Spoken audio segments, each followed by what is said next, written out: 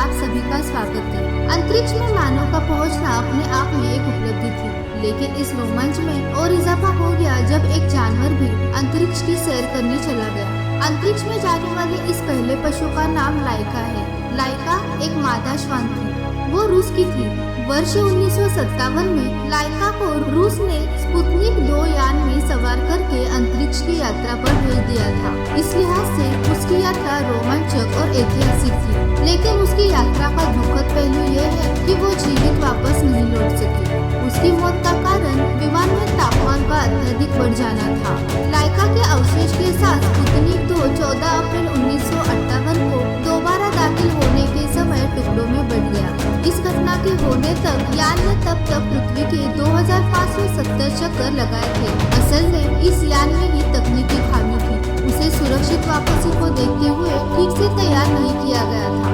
लाइका को ट्रेनिंग देने वाली वैज्ञानिक अदिला कोतोविस्किया ने लॉन्चिंग वाले दिन को याद करते हुए कहा है कि मैंने उससे माफी मांगी और उसे रोते हुए गले से लगाया और आखिरी बार अलविदा कहा।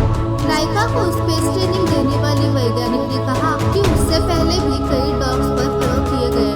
ये देखा गया कि वो स्पेस पर भेजने लायक है या नहीं, लेकिन लाइका इसमें से सबसे उपयुक्त थी। लाइका पालतू नहीं बल्कि स्ट्रीट डॉग थी।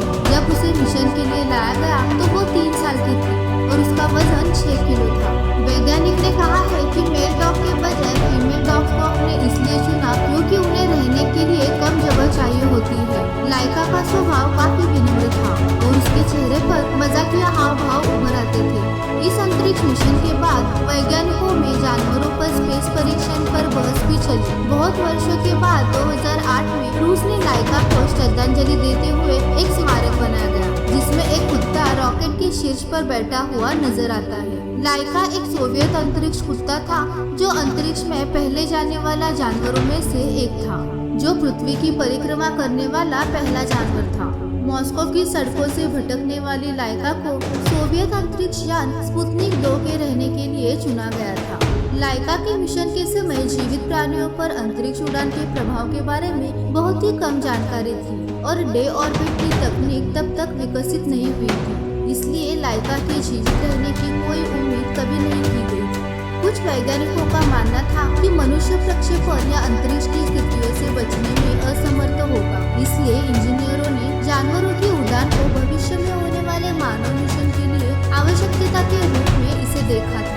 इस मिशन द्वारा ये साबित करना था कि एक जीवित यात्री को कक्षा में लॉन्च किया जा सकता है और वो एक माइक्रोग्रेविटी पर्यावरण को भी सहन कर सकता है। लाइका की अतिताप यानी ओवरहीटिंग से 7 घंटे के भीतर मृत्यु हो गई थी।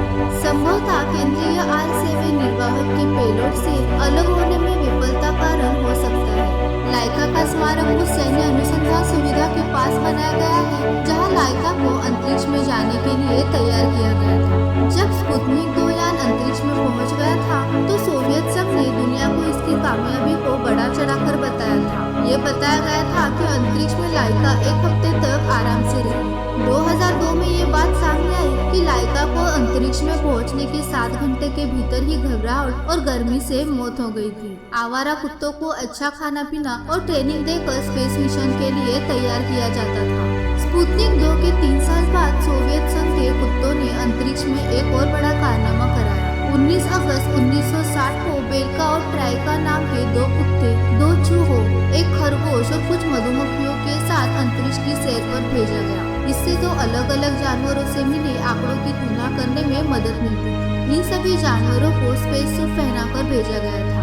आंकड़े बताते हैं कि कक्षा में पहुंचने के बाद दोनों कुत्ते शांत बैठे थे, लेकिन चौथे चक्कर के दौरान बेल्का को उल्टी आने लगी। इस शोर की वजह से स्ट्राइका भी चौकन्ना हो गई। हालांकि अंतरिक्ष यान के अंदर रिकॉर्ड किए गए वीडियो में दोनों ही कुत्ते ज्यादा तनाव में नहीं दिखाई दिए। अंतरिक्ष में धरती के 17 चक्कर लगाने के बाद वैज्ञानिकों ने स्पेसक्राफ्ट को वापस धरती पर आने का आदेश दिया। धरती पर वापसी के बाद बेल्का और स्ट्राइका दोनों ही खुशमिजाज थे।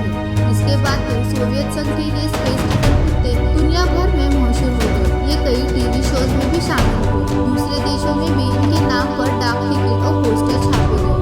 अंतरिक्ष में मानव का पहुंचना ही अपने आप में बड़ी उपलब्धि थी, लेकिन इस रोमांच